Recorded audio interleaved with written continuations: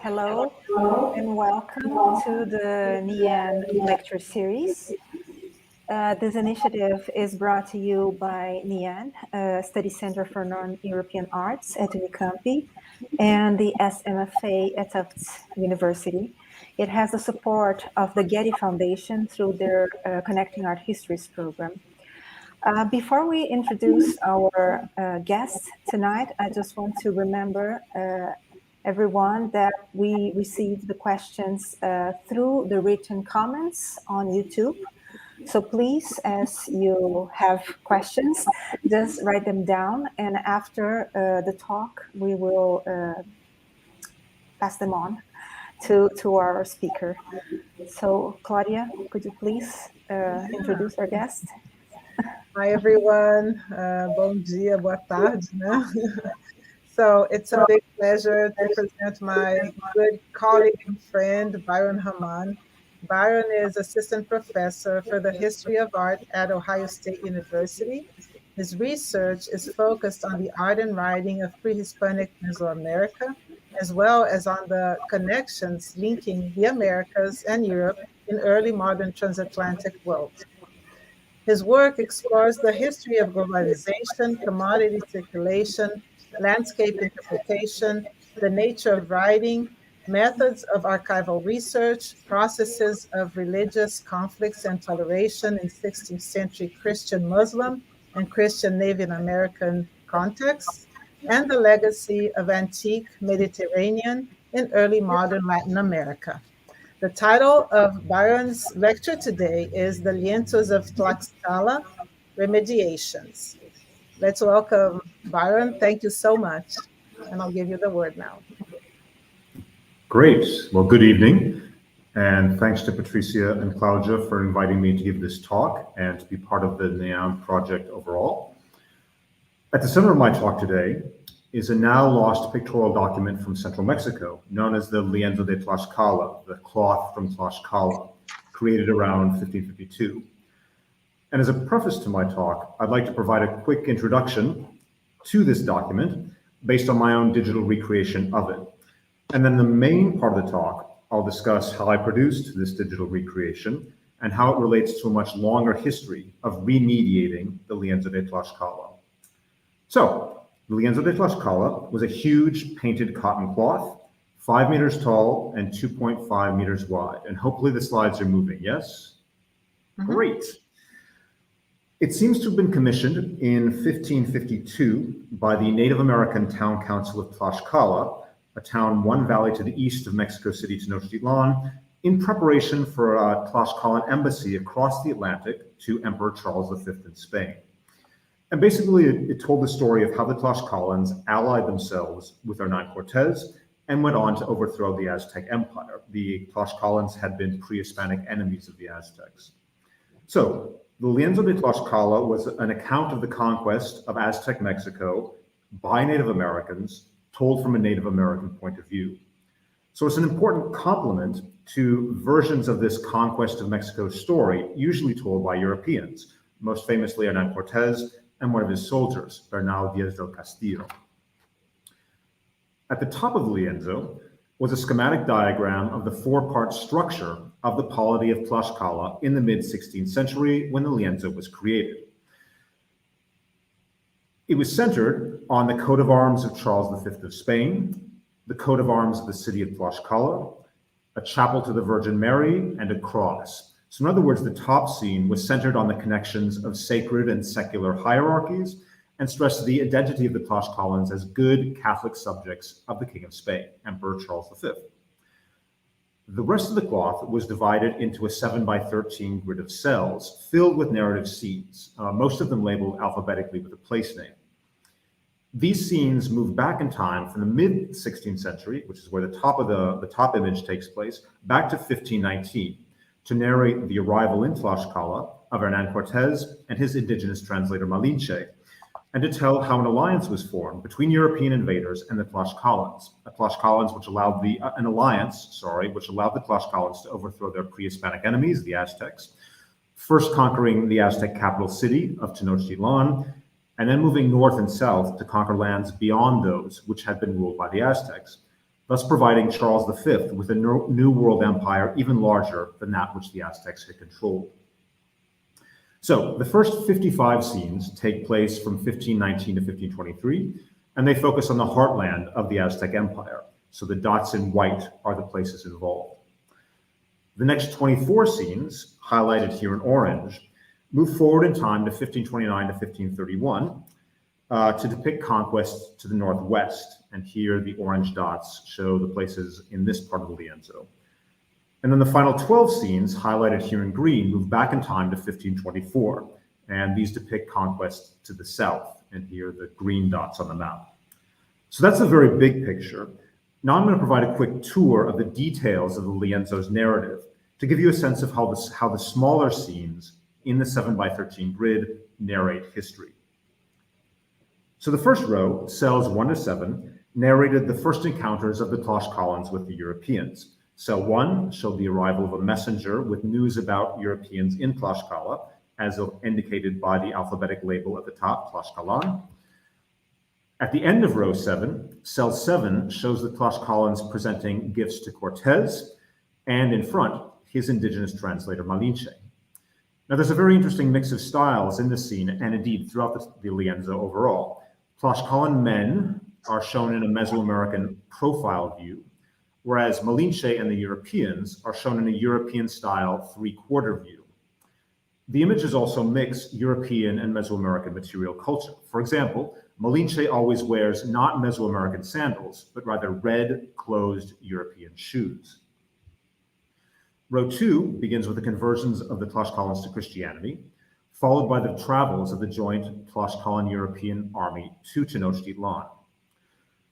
They stop en route at Cholula, south of Tlaxcala, and this was a holy city. There was a temple there to Quetzalcoatl, the feathered serpent. And here an infamous massacre took place in late October 1519, and the Lienzo shows this massacre directed by Malinche herself. The joint indigenous European army continues on to Tenochtitlan, and they arrive early in November 1519. And here you see Cortes and Malinche on the right, meeting with the Aztec Emperor Moctezuma in cell 11. And again, at the top, the label tells you that we're at Tenochtitlan. And this, as you can see, is the central cell in row 2. Now, initially, according to alphabetic records by Hernan Cortes and Bernal Diaz, Moctezuma tried to treat the invading warriors as guests.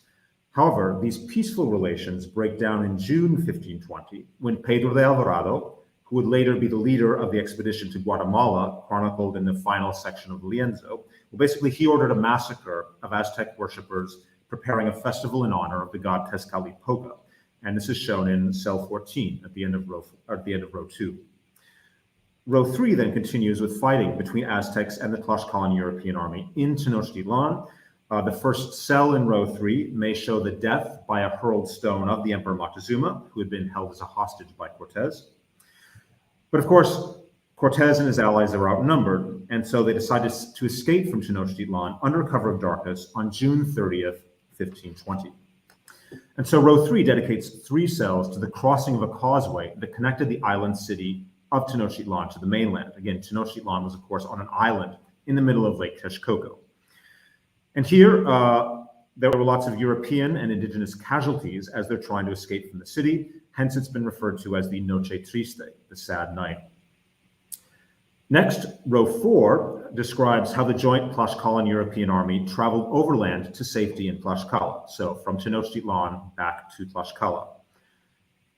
Row 5 then begins with the arrival in Tlaxcalan lands on July 8th, and the central cell in row 5, labeled Tlaxcala at the top, shows Cortes and Malinche on the left, meeting with a Tlaxcalan ruler on the right.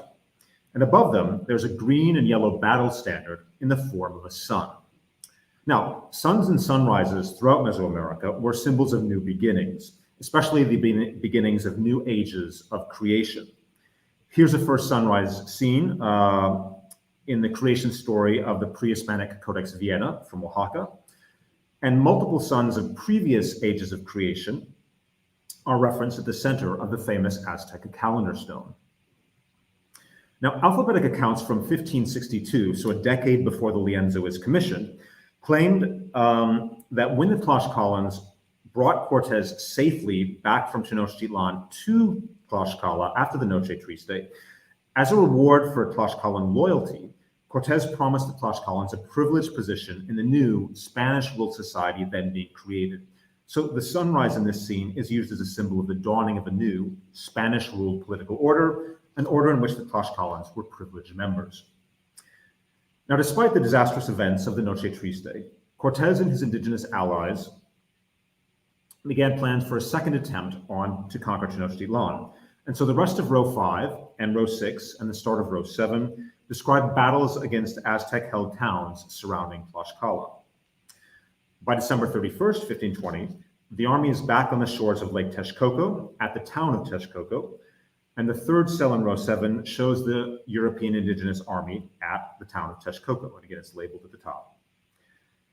The central cell of row 7 then shows a schematic diagram of the Valley of Mexico.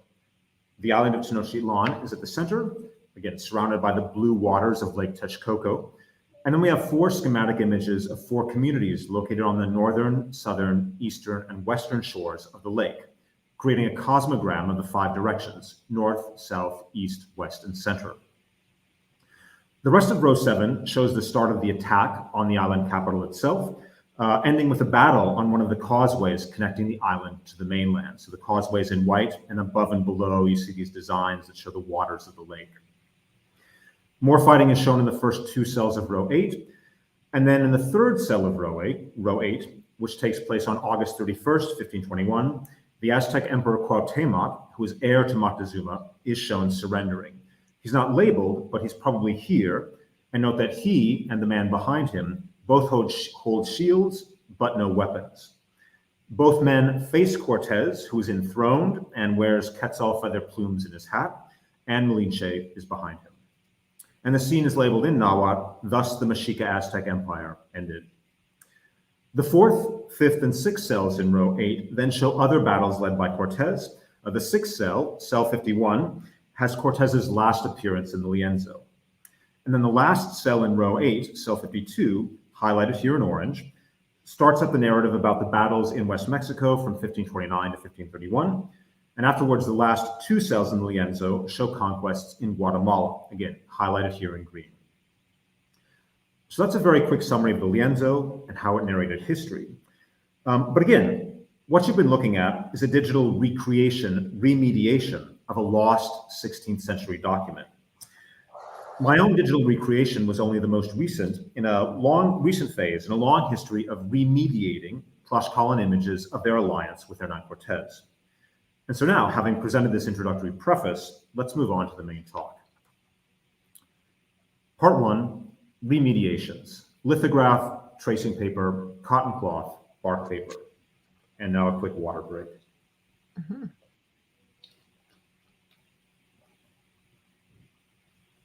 In 1892, as part of quattrocentenary commemorations of Columbus's first voyage in 1492, a World's Fair was held in Madrid, the Exposición Histórico-Americana. It was held in a newly constructed building that now holds Spain's National Library and National Archaeology Museum. Different rooms held the exhibits of different countries. Brazil did not participate, although artifacts from Brazil were on display in the 2 rooms organized by Portugal, which are highlighted here in blue.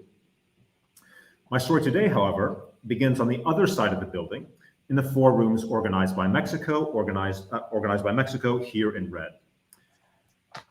Now, as art historians Barbara Mundy and Dana Liebson have pointed out in a famous article, Mexico's displays were a mix of original artifacts, plaster casts of sculptures, hand-painted copies of Mesoamerican manuscripts, recreations of costumes, photographs, and even lithographed prints. A group of such lithographed prints was framed and displayed in the very first room, and it's highlighted here in yellow. These were large format lithographs, 54 centimeters long, of images from the Lienzos de Tlaxcala. So lithographs in 1892, one remediation.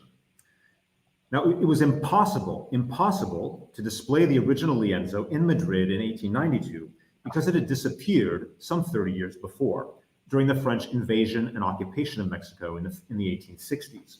And here you see the most famous artwork connected to that invasion, Edouard Manet's The Execution of Emperor Maximilian. The lithographs displayed in 1892, which were also available for sale separately, were based on a set of tracing paper tracings of the original lienzo made during the French occupation in the 1860s. So tracing paper, another remediation. The cloth lienzo itself, which vanished after it was traced, was, as I mentioned in my preface, made around 1552 and was painted on a huge cotton cloth, 5 meters tall and 2.5 meters wide. However, even that cloth document was a remediation, because at least 4 of its scenes were based on pages of a bark paper European-style book created in the 1540s. And here you see slides juxtaposing the pages of that bark paper document with images they inspired in the lienzo. And again, the cell 4 through cell 7 of the 1552 lienzo, these images are based on this fragment, the Texas fragment that survives. In other words, moving forward in time, the images in a bark paper European format book from the 1540s were remediated onto cotton cloth in the 1550s, and then onto tracing paper in the 1860s, and then onto lithographic prints in the 1890s, and finally, in 2012, remediated as a digital recreation online. So today, I'm going to offer a media archaeological account of these different remediations of the Lienzos de Tlaxcala. Now, media archaeology is a very large field, but very briefly on media and medium. A medium is a vehicle for information, that which goes between two things, an overall environment that makes certain things possible. So media can be film, radio, video. They can also be books, newspapers, telegraphs, or they can even be air, water, waves, wires, alphabets, writing systems, postal systems. So in other words, media don't require electricity. Now, more concisely, one slogan for media archaeology could be taken from media theorist Marshall McLuhan: the medium is the message. That is, what are the hidden structural effects of different media environments? How is hearing a speech on a radio different from watching it on TV, versus reading it transcribed in a blog, versus reading it in a printed book? What are the different effects that different media environments have on the surface information those media convey, and indeed, even apart from the surface information that's being conveyed? So in the rest of my talk today, I'm going to be looking at how the same basic story of an alliance between Tlaxcalans and Spaniards was shaped by the different media used to convey that story. Now, media archaeology as practiced today deals overwhelmingly with 20th and 21st century Europe and the United States. There are some key exceptions, of course. Thomas Mullany's The Chinese Typewriter and Ruben Gallo's Mexican Modernity. In other words, my project tries to contribute to writing media archaeological studies outside of a contemporary North Atlantic framework. 2, lithograph. So what were the media effects that the 1892 lithographs had on how the images of the Lienzos de Tlaxcala were read? Again, the 1892 lithographs were on large sheets of paper, 54 centimeters wide, and in the center of each sheet of paper was printed a different scene from the lienzo. These scenes, as you can see, look like colored islands floating in the middle of a vast sea of paper. Now, the effect of this style of printing was to present the images of the lienzo as if they were pages in a Western book. So you would look at one page scene, and then look at another page scene, and then another, one after another, in isolation. And indeed, these isolated scenes were often used to illustrate articles by historians and art historians, which is how I first learned of the Lienzos de Tlaxcala as a grad student. But then one day, I was reading Serge Grzinski's painting The Conquest, and I was surprised to learn, in a very brief sentence, that all of these separate images were originally embedded within a visual grid. And in fact, a diagram of that grid was included in the set of 1892 lithographs. What would happen, I asked myself, if we try to reconstruct the visual effect of this grid of images? So basically, I scanned all the plates in the 1892 lithograph, cropped them, and embedded them in a 7x13 grid with a diagram of Tlaxcala at the top, and thus produced the digital reconstruction we've been looking at. So how did viewing images in their grid transform my understanding of those images? Part 3, cotton cloth. First, consider the structure of the grid itself. This was a structure used for ordering information in pre-Hispanic screenfold books for divination, for fortune telling, created in and around Tlaxcala before the Europeans arrived. So the information in these grids was read in different directions, up, down, up, right, left, right. So the grid was a pre-Hispanic media structure. However, in the lienzo, as I showed earlier, this pre-Hispanic style grid is read one row at a time, left to right, top to bottom. So, in other words, a pre-Hispanic grid structure is combined with a European reading order. Furthermore, looking at where certain scenes appeared within the grid was also revealing. So the original cloth was, as I mentioned, 5 meters tall and 2.5 meters wide. And if we look at the scene at the exact center of that cloth, so 2.5 meters down from the top, 2.5 meters up from the bottom, we find that the scene is set in Tlaxcala itself. So Tlaxcala is literally the center of the entire lienzo. Furthermore, it is the first sunrise scene of the creation of the new Spanish Tlaxcalan political orders. So in other words, at the center of the lienzo's cloth is a scene about the dawning of a new political world.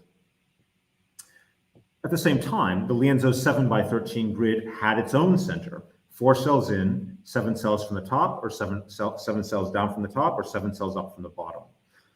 At the center of the grid is the scene of the assault on the Aztec capital of Tenochtitlan, in the middle of Lake Texcoco.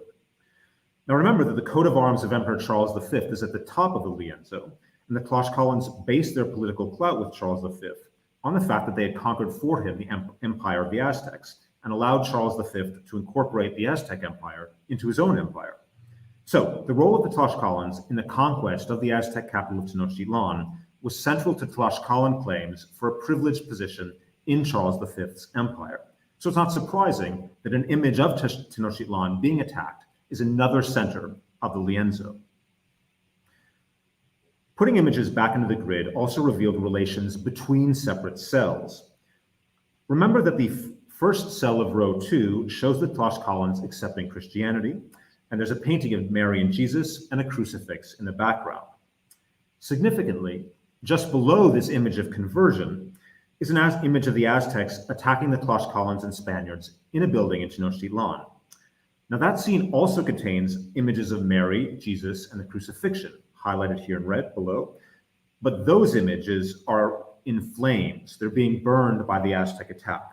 So in other words, these two scenes, one on top of the other, contrast the good Christianity of the Tlaxcalans with Aztec attacks on Christian images.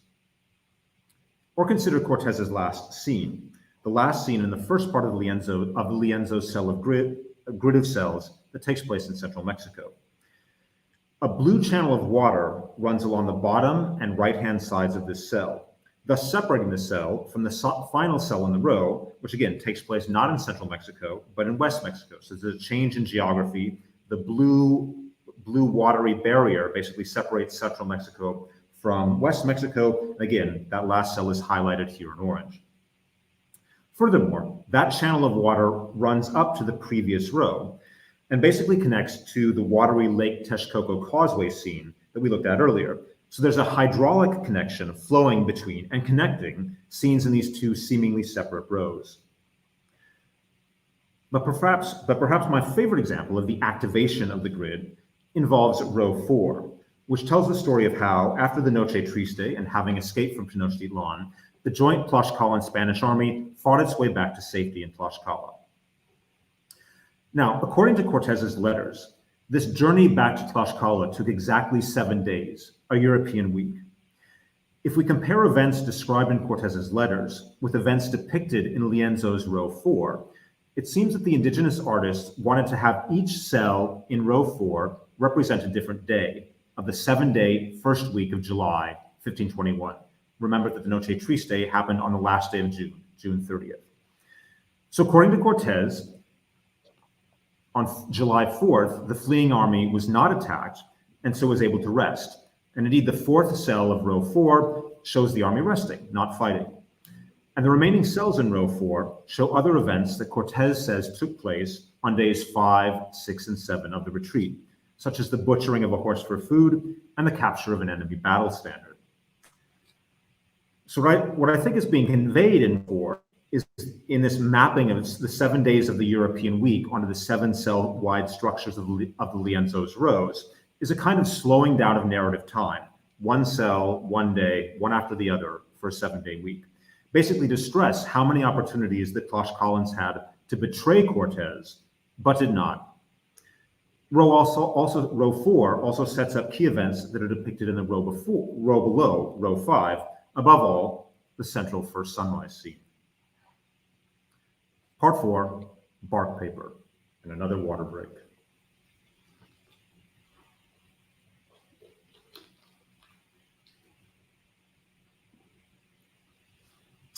The Benson Library at the University of Texas at Austin houses a single sheet of bark paper, folded in half and painted on both sides with scenes about the alliance of Cortez with the Tlaxcalans. These scenes correspond with those in cells 4, 5, 6, and 7 of the Lienzos de Tlaxcala. The fold area on the sheet of bark paper, the area down the center, is highly damaged. You see the arrows pointing out all the holes in this central fold line. So we assume that this sheet was once sewn together with a bunch of other folded sheets to produce a European format book. Now, stylistically, the fragment has been dated to the 1540s, so it's probably an earlier version of the narrative, later recopied and transformed to produce the 1552 cloth version of the Lienzo. Again, the 4 scenes of the fragment correspond to the last 4 cells in the first row of vignettes in the on-cloth versions of the Lienzo. So we assume that in the now lost spine-bound bark paper book, this folded sheet, what survives as the Texas fragment, was preceded by another folded sheet that had a cover on it, and then inside cells 1, 2, and 3 of the images that are now in the first row of the Lienzo. And then these 2 sheets folded together were followed by many more sheets folded in a similar way to produce an entire book. I would even propose a history of use and damage that explains why only this sheet, the Texas fragment sheet, survives. We can imagine that as the first 2 sheets in the book overall, the cover sheet would have been torn off, and then this one, the second sheet, would have been torn off, leaving the main book behind. The main book, of course, has since vanished. If we look at the style of images in the Texas fragment, we can see, not surprisingly, all sorts of connections to the style of pre-Hispanic imagery in Tlaxcalan screenfold divination manuals. So here's one of those manuals again, screenfold book. You can see the grid. For example, figures are drawn in profile with bold black outlines. Women are drawn in a typically gendered posture, knees tucked under. Bowls of food offerings are drawn in an X-ray cross-section silhouette. And there are even shifts in page or in scene orientation that follow pre-Hispanic models. So the first page is a portrait layout with the horizontal ground line at the bottom. The second page is also a portrait layout, but then the third page rotates its orientation 90 degrees. So the ground line is actually vertical here. And this is a kind of rotation, horizontal versus vertical ground line, we also see in the Codex Borgia, for example. And again, the Codex Borgia is made in Tlaxcala before the Europeans arrived, which hopefully you can see in this example. So page 33 has a horizontal ground line with a temple on top, and then page 32, the next page over, the ground line is vertical, so the figures are sideways. So this shifting perspectives is something that's pre-Hispanic, and it's also carried over to this bark paper book. Now, not surprisingly, the Texas fragment also has stylistic flourishes adopted from European models, such as the use of shadows and cloth foldings.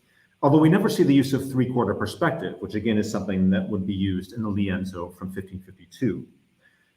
But perhaps the most profound and intriguing European debt of those Texas fragment images is to the features of European woodcuts.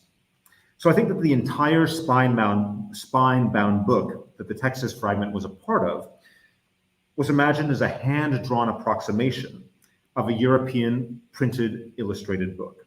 So this is a handmade book made by hand to look like a mass-produced European book. Serge Grudzinski, in his still generative Mestizo Mind from the early 2000s, argued that the formal features of Mesoamerican screenfold books and European grotesque wall frescoes, that is, brightly colored fantastical images, free-floating on a white plaster background, produced a space of attraction that allowed the pre-Hispanic, the antique, and the early modern to frolic together. As with the trophy head-bearing centaur on murals in the 16th century church at Ixmiquilpan. Now, I think the woodcut images and the images of pre-Hispanic books, above all because of their shared bold black outlines, may have generated a similar space of attraction. Now, I first started to think about this space of attraction because of the Texas Fragments scene outlines. Each page has a black rectangular outline.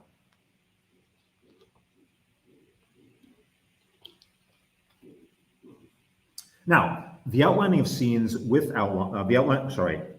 outlining of scenes was a feature of pre-Hispanic Tlaxcalan books as well. Again, back to the grid. But there, in these pre-Hispanic books, outlines were not independent frames, as in European woodcuts. Rather, grids were the product rather the outlines, the frame lines, the red frame lines, were the product of an entire grid of connected lines. A grid format that in the 1552 Lienzo was amplified from a handheld scale in a book to a massive wall-covering size. So the scene outlines of the Texas Fragments are not part of an overall grid system, and so are much more like the framing lines we see in woodcuts, which have been much discussed by art historians, most recently by Shira Brisman. The European frame line creates a window onto a visual fragment of reality, whereas pre-Hispanic grids organize signs and beings in a very different way. Now, these odd framing lines in the Texas Fragment drew me to other features of the Texas Fragment images that violated pre-Hispanic conventions, including the use of frame lines to crop figures, to cut off part of them so you don't see the whole figure, which again is common in woodcuts, but never used in pre-Hispanic manuscripts. Pre-Hispanic books seldom use visual overlapping, unlike woodcuts, and here the stacking of heads and bristling of weapons on the right is quite striking, and is very much evocative of Ekeomo iconography, such as you can see on the left. And I'm also intrigued by this group of women and their rippling costumes. We can see the outlines of their bodies and feet, pre-Hispanic style. But overlaid on those bodies is a very European presentation of folded cloth, hiding the feet, which again has woodcut precedence. So I think what we may have with the images of these women is a kind of playing with X-ray and cutaway views that we saw earlier in the vessel images. What all this seems to mean is that in our earliest surviving Tlaxcalan visualizations of the arrival of the Europeans and the conquest of the Aztecs, European formats are being appropriated, much as the Tlaxcalans appropriated European firepower to overcome their pre-Hispanic enemies. And if we think about the message of the medium of the European woodcut book, this is also probably significant. It's no accident that most of the woodcut images that I've used today to compare to the images in the Texas Fragment come from illustrated Bibles and Lives of the Saints, books published in Lyon and in Seville in the 1530s and 1540s. And we know that books from Lyon and Seville were indeed traveling to Mexico at this time. So quite possibly, the Tlaxcalan artists, when they created the bark paper version of the alliance story of the Tlaxcalans with Cortez, hoped to appropriate the sacred prestige of European printed religious texts by creating a hand-painted artifact that borrowed visual techniques from Christian printed illustrations, and which, in its very spine-bound format, appropriated the format of the European book, and indeed, above all, the format of the Bible. Biblia, of course, means book, as opposed to scroll, right? So, given this, if the book in the 1540s, if the book format was such a charged, kind of sacred European imported artifact, why then did they change from the book to the screen, to the large cloth in 1552? Well, perhaps they were thinking about relative audience and about European tapestries. Only a small number of people can crowd around a spine-bound book, whereas the massive cloth lienzo, if displayed on a wall like a European tapestry, could be seen by many more people. So to conclude, those are some thoughts about media archaeology and the impact of form on narrative in the various remediations of the Lienzos de Tlaxcala. Thank you very much.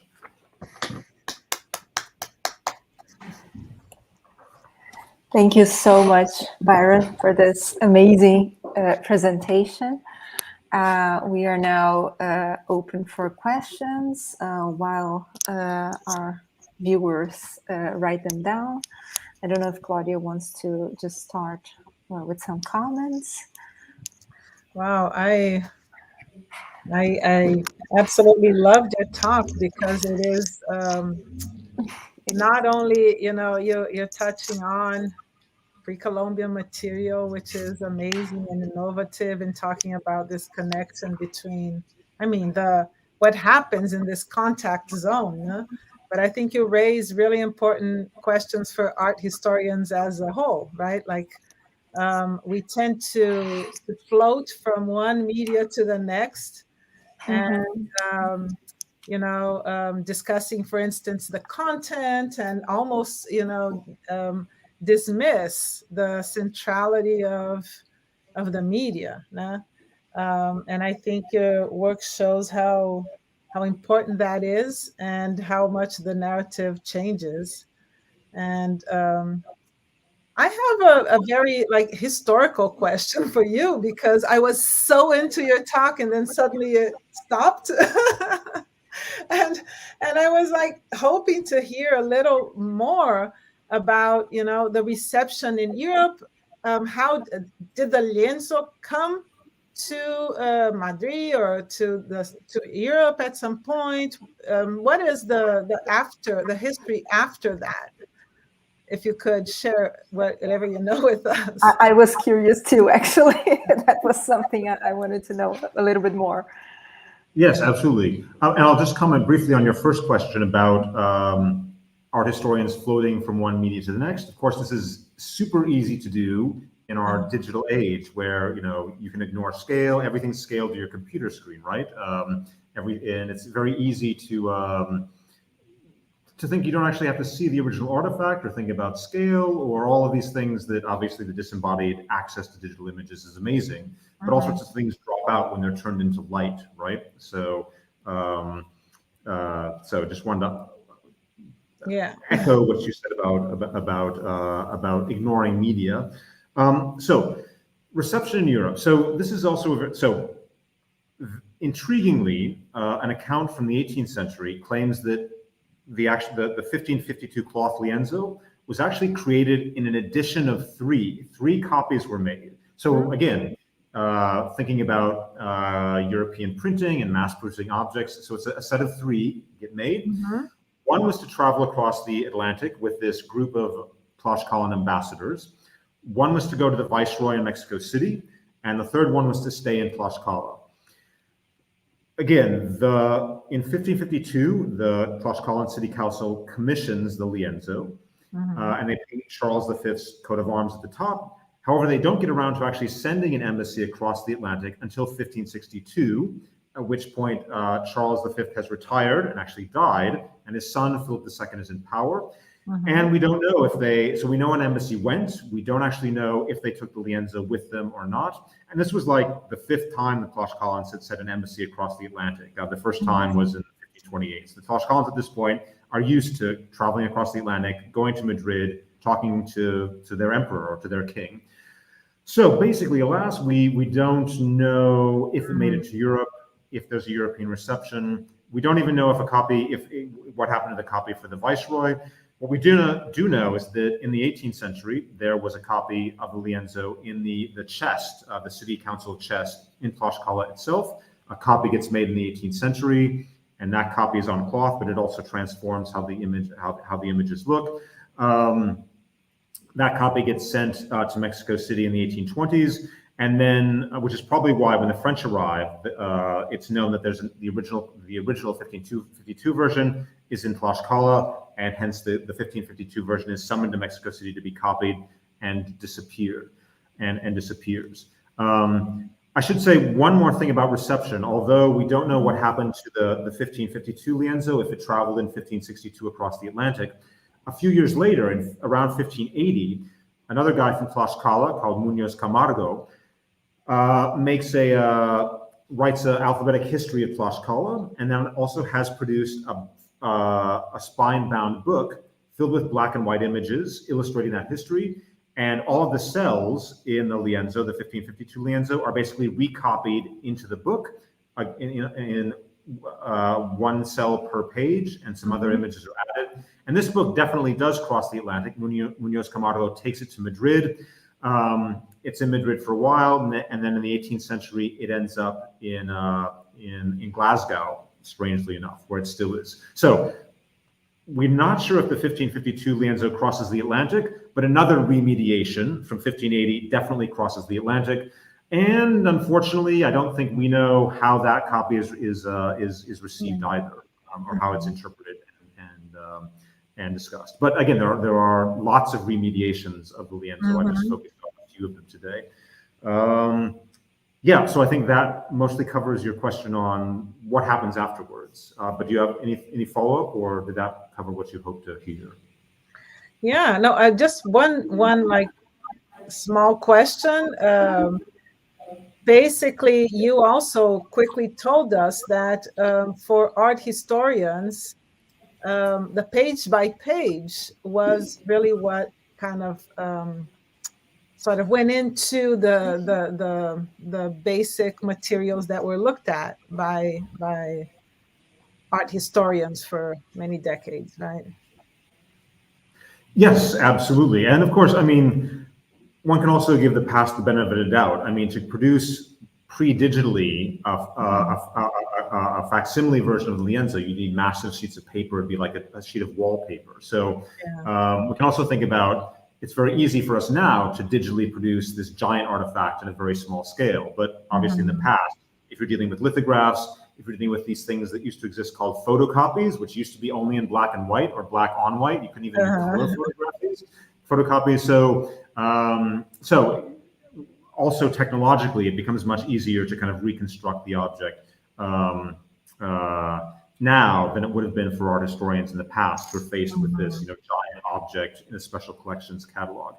Intriguingly, again, the desire to have separate images separated from their surrounding grid is still very prevalent. So whenever I, in my own publications, illustrate scenes from the lienzo today, I always crop the scenes so that they include the frame line and also fragments of the surrounding images to remind viewers that this is a fragment of a much larger scene. Recently, an edited book for Latin American history was published, and the authors wrote to me and said, "Oh, we'd love to use some images, actually like 6 of them, a lot of images of the lienzo as part of this story." I said, "Sure." So I sent them, a series of carefully cropped images that included the grid lines and the fragments. But alas, purity control. They recropped it to make pure images, unconnected to anything else. So yes, still a battle. A long, slow battle. Yes, absolutely. Yeah. On that note, we have a question asking exactly about the frames. This is Fernando. Could you comment a little on the function of frame lines in pre-Hispanic writing? It seems that its function was that of a connector/indicator of reading directions instead of the dividing effect it usually assumes in the West. Yeah, so great question.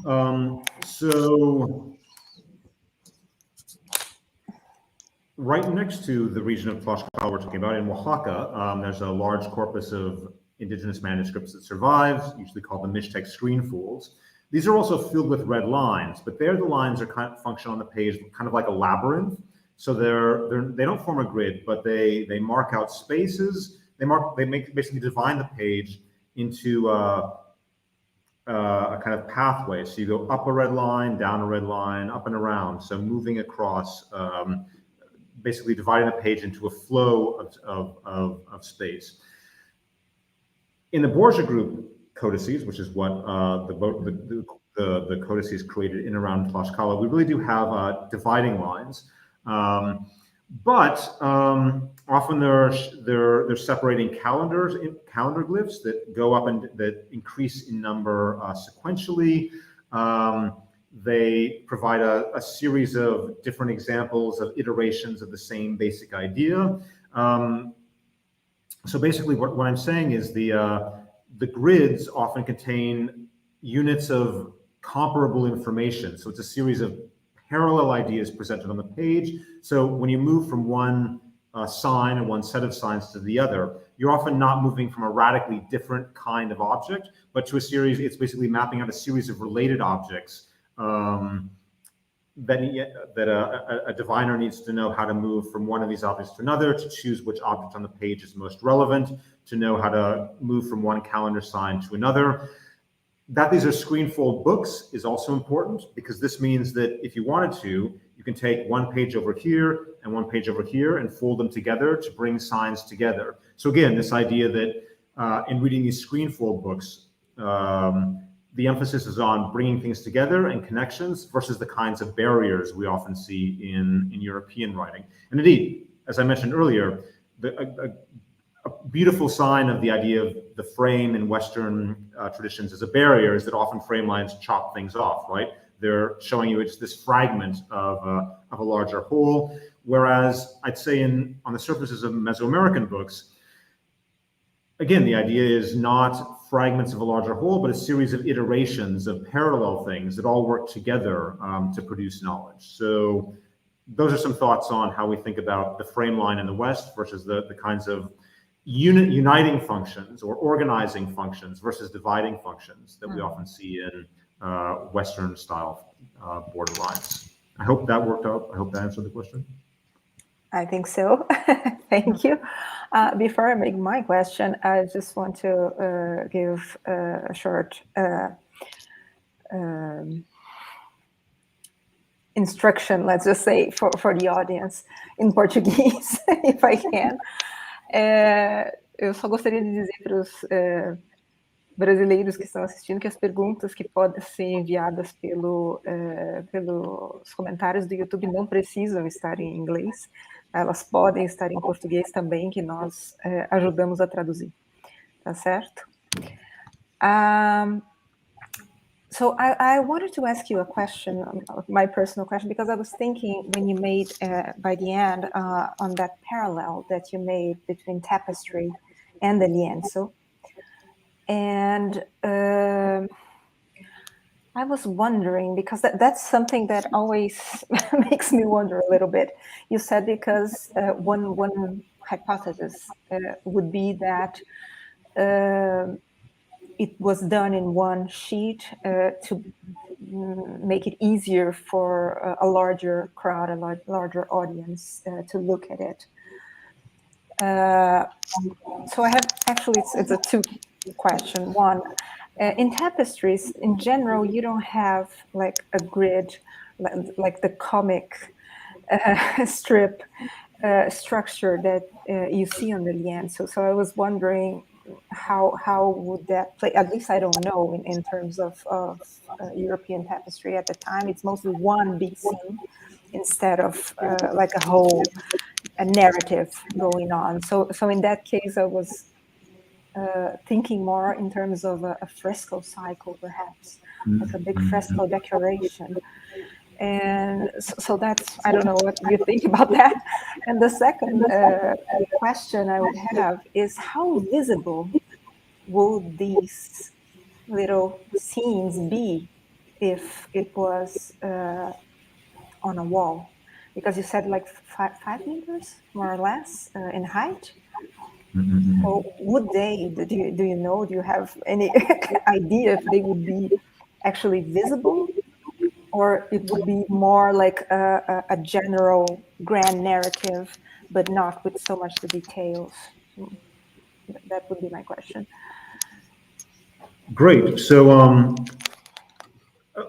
tapestry. So of course, the top scene of the Lienzo is one giant screen, one giant scene. That so that's one, the yes. one place where we've got kind of a mini tapestry within the overall story. And of course, tapestries often also have alphabetic labels woven directly in them. So that would be That's a true. point of comparison. And again, of course, a problem with the tapestry reading is it's 5 meters tall. So you need like a huge building to hang it down from. And again, the scenes at the top would be very difficult to see. Another possible way to think about this would be to display on a giant European table, which tables at this time are often huge slabs of wood. So that might be another kind of context. And of course, if we're on a table, that would allow you to more easily walk around and navigate different parts. The issue, but more broadly, the issue of visibility and invisibility. This is actually very central to how Mesoamericans think about writing and knowledge and how writing works. Of course, as in most ancient societies, there's limited literacy. So elites are usually people who know how to control knowledge. And in another study aspect of how I've been thinking about the Lienzo, with these two center scenes, I've argued that the Lienzo kind of functions as a giant mosaic mirror. So mirrors in Mesoamerica, you could have a mirror made out of obsidian. That's a single slab of polished stone. But one could also make mirrors by taking lots of little tesserae of pyrite, like making a mosaic, and putting together a surface that's filled with kind of like a disco ball, all these little fragmentary reflective surfaces, or also with turquoise mosaic, creating a surface that's filled with little tiny reflective fragments. Turquoise mosaic mirrors, interestingly enough, often have scenes in them that are blue on blue. So they're very subtle kinds of images. You have to look very closely at the surface to see the blue and blue design on these turquoise mosaic mirrors. And we have two very interesting accounts of mirrors being used in divination. Mirrors, like these screenfold books, are used to look into the future and the past. One of these stories, one of the stories is told about in the Florentine Codex, this amazing Aztec encyclopedia from the 1570s, about eight omens that Moctezuma supposedly has of the coming of the Europeans. And there's another study of another account of how mirrors were used in divination in an inquisitorial investigation in Mexico in the 1530s. What's interesting is both of these accounts of using mirrors for divination are all about how hard it is to see the image, how hard it is to interpret the images. You'll see the images, they're confused by what they mean, and then the images disappear. So in some ways, creating a lienzo filled with lots of tiny images that are kind of hard to read, and indeed these sort of the central scenes, the very subtle ways that pairs of images play with one another. In some ways, the fact that these were hard to see, you had to really have a lot of knowledge to actually know how to look for these patterns. That would be totally in keeping with what we know about Mesoamerican books, but also kind of Mesoamerican devices for seeing, devices for looking in the world in general. They're often very hard to read. And you need an expert guide to take you through the image. So I totally agree that a lot of these things are very subtle. And indeed, that's part of that's in keeping with Mesoamerican visuality. Yeah, no, I didn't know. So it was probably intentional in some way. That's what I would argue. In terms of fresco cycles, I mean, as I showed you the amazing Ixmiquilpan images earlier, I haven't thought about fresco cycles as a parallel kind of thing. Although we know that frescoes are being painted a lot. Do frescoes from 16th century Tlaxcala itself survive? I think we only have kind of fragments, but I will have to think more about fresco as another kind of... Also because in frescoes, in European frescoes in the 15th, 16th century, you have a lot of those different orientations and different readings as well. And you can...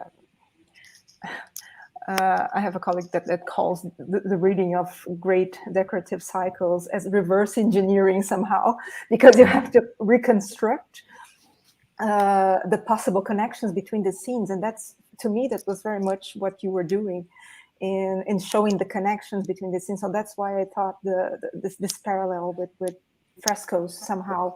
To me, it seemed it made sense, but I don't know in a way how many examples of that were available to those artists or artisans.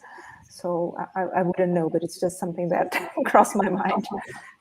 Well, and just again, thinking more about fresco, as I mentioned, fresco is super important in Serge Grzinski's Mestizo Mind, which is a great inspiration to me. So it'd be useful, I think, for me to think about fresco, go back to Mestizo Mind, and rethink the Lienzo through fresco connections. So thank you for that comment.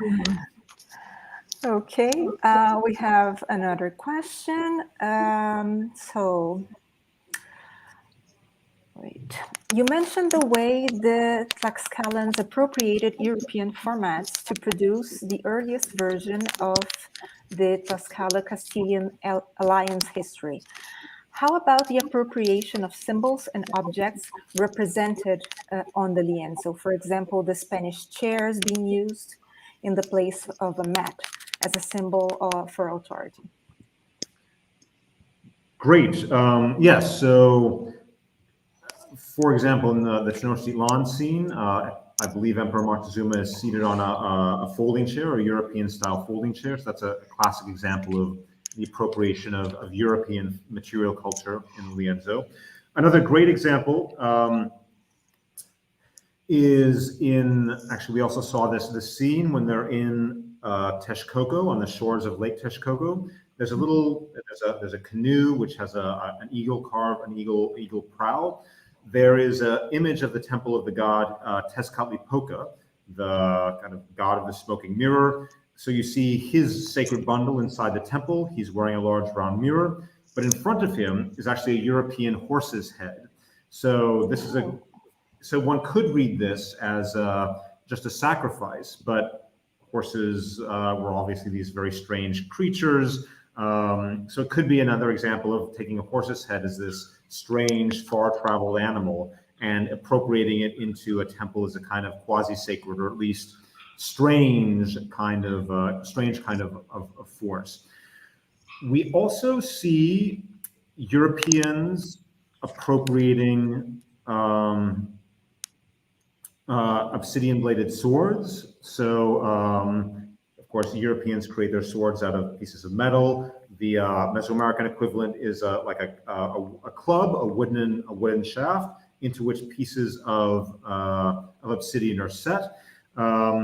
We also have, again, from either Cortez or Diaz del Castillo, the description of appropriating Mesoamerican quilted armor. So making armor out of basically stuffed sheets of cotton that's then quilted in a grid that apparently was very effective against certain types of weapons.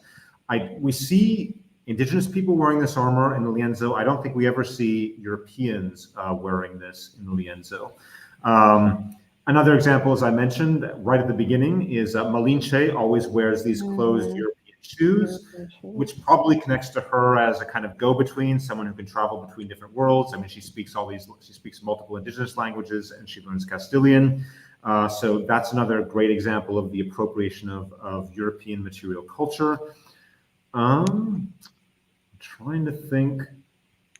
Shields generally are, Europeans usually have these heart-shaped adarga shields versus Native Americans having these round shields. So the shields are usually kept fairly distinct. Trying to think of. So those are yeah. So there's a list of several examples of this kind of material culture being appropriated by the creators of imagery. So yeah, great question. And obviously, when I've thought a lot about acts, I had various examples. I imagine. And we have time for one last question. I think it's Fernando's. So another famous lienzo that tells the history of the conquest is the lienzo of Cauchecolan, sorry for my terrible pronunciation, that does not have a grid structure. Could you speak of different lienzo making traditions? Is the Tlaxcalan one more related to the codex style? Yeah, so Nicholas Johnson, who's a researcher based in Canada, has published a very fine book on one of the lienzos created in Oaxaca that's now in Canada. It has a great overview of the different lienzos. Indeed, most lienzo, large painted cloth histories that we have don't use grids. Most of them usually present kind of landscape scenes in which people are shown interacting. So the Quacacholan, which Florian Asselbergs, I believe, has produced a monograph about, takes us on a kind of walking tour to Guatemala. So you're kind of moving through a landscape. Other kinds of lienzos put the landscape signs sort of in the borders and then have things going on inside the scenes. So I would say that yes, the Lienzo de Tlaxcala focuses most directly draws on these kinds of pre-Hispanic book traditions. As far as I know, most of the surviving lienzos made in other parts of Mesoamerica seem to date to the second half of the 16th century. So it's interesting that if the Lienzo de Tlaxcala from 5052 is one of the first lienzos created, that it is still playing around with these screenfold book traditions. But again, if it is in fact based on European style bark paper book, it's interesting that to create the lienzo, a very European format is sort of being rejected, and there's a conscious kind of archaizing impulse to go back to the grid format as a way to structure this information. So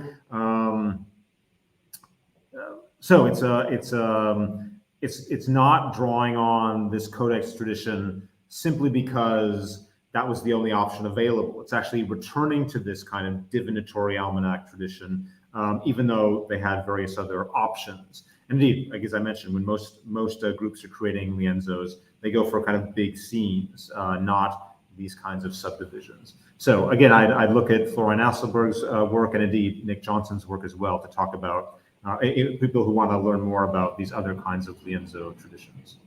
Great question.